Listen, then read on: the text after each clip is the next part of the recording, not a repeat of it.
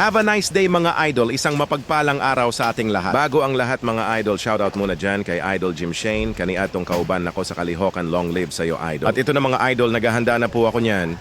Kasi aalis kami at mag-site visit doon po sa Makati City. Siya pala ang kauban ako sa Kalihokan mga idol, si Bessie. Nang lumabas na kami ay dumaan muna kami sa gasolinahan para magpa-full tank ng 2 liters mga idol. At di nagtagal ang biyahe namin at nakarating din kami kaagad sa site na aming bibisitahin mga idol. At dito sa harap ng tower kami ay nag-antay. Dahil di pa raw makontak ni Idol Secchio yung contact person namin sa loob ng building. Pagkalipas ng ilang minuto ay pinapasok na rin kami ni Beshi sa loob mga idol at medyo napatunganga lang kami segundo dahil hindi pa naka-ready ang pump motor na gagamitin ni supplier para magpaakyat ng tubig sa buong tower o building. Kaya itong idol nyo ay nag-picture take advantage muna habang nagkamulo pa sila sa ilang gibuhat. Wa magdugay mga idol na human rajud sila o ang injong idol nagpakitang gilas na sa pag-akyat. Okay nga narakadali ni sa kasi idol murarag ni sa kasalubiyaw nanguha og butong. Intawon pag hinay-hinay dong kay habog raba intawon na dong. Pagkakita dajon nila nga tuwa na si idol sa taas gipaandar na dajon ang pump motor og nagtesting dajon og wabay palya.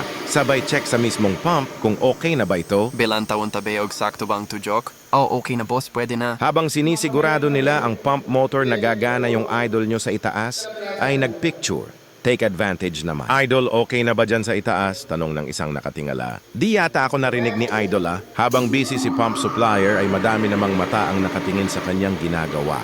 At dahil doon ay mas lalo pa ata niya itong tinatagalan, baka mailibre pa ng pananghalian. Sabay lapit ng iba at may nagtanong ng, Ano na boss, matagal pa ba yan? Malapit na ang pananghalian. sabay sabi naman ng huwag kayong mag-alala, konting tiis na lang kakain na.